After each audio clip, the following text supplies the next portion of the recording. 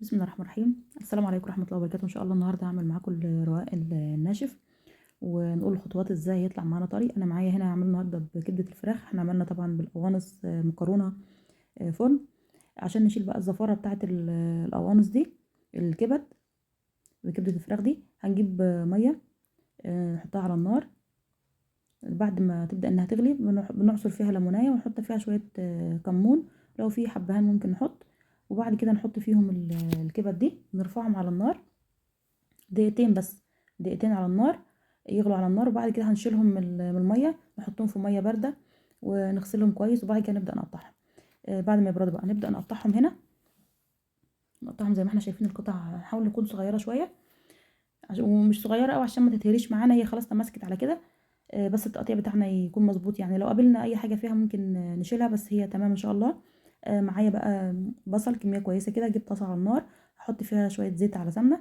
نزود شويه الحاجه دي، الزيت او السمنه ده هنزوده شويه، بعد كده هزوده تاني.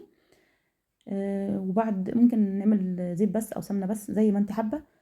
بعد كده هننزل فيه بالبصل، هدي خلي البصل يدبل معايا.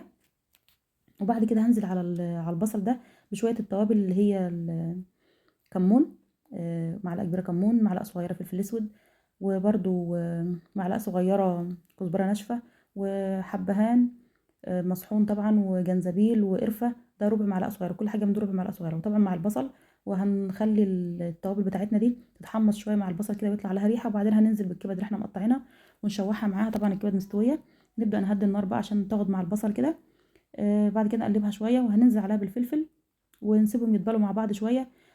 وبعد كده نبدا ان احنا نجهز بقى الرقاق بتاعنا بقى. انا بجيب الرقاق الكبير البارد ده، فلازم نمسحه كويس من الدقيق اللي عليه، نفضه كويس من الدقيق اللي عليه، علشان ما نحسش ان هو مسك في بعضه.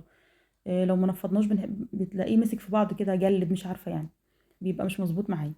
الشوربه بتاعتنا ممكن دي ممكن تكون شوربه على حليب دي، او شوربه بس فراخ لحمه الموجود يعني.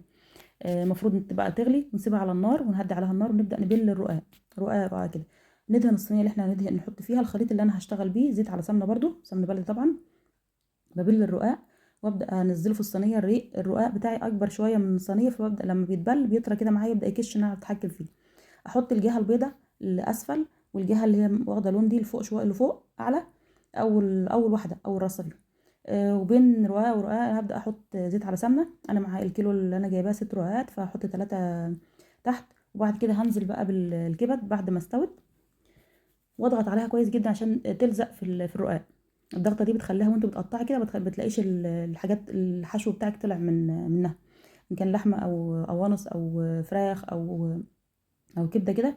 لما نضغط عليها بتلزق شويه فيها. وبعد كده هكمل بقيه الرقاق. اهم حاجه الشوربه بتاعتنا تكون على النار، يعني انا دلوقتي رجعتها على النار تاني وببل وارجع احط في الصينيه عشان الرقاق بتاعنا يطرى.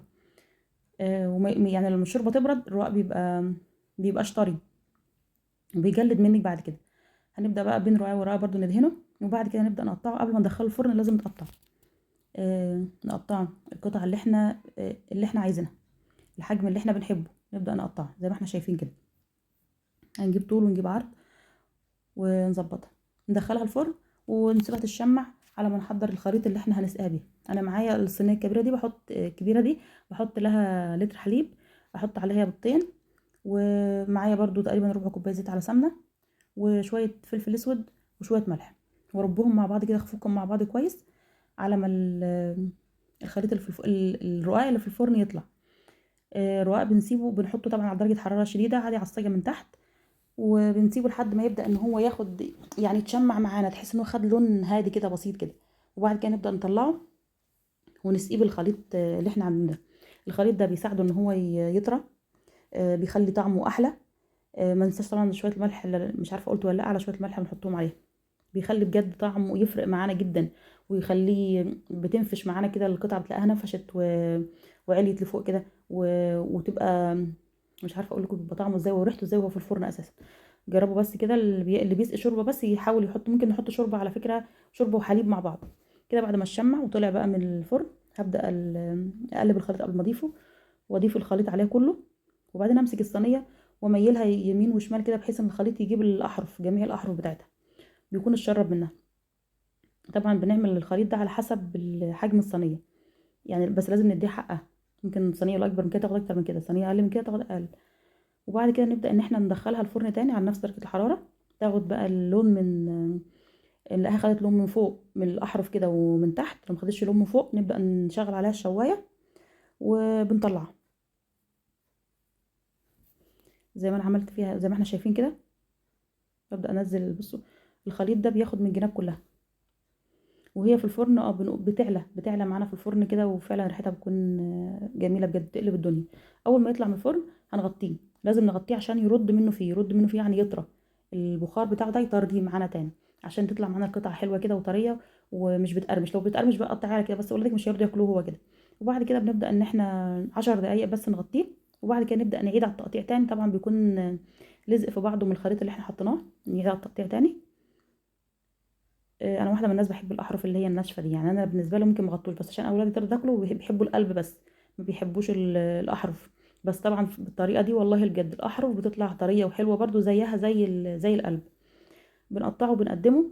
واتمنى بجد تجربوا الطريقه وتعجبكم. الف هنا وصحه على قلوبنا وقلوبكم. والسلام عليكم ورحمه الله وبركاته.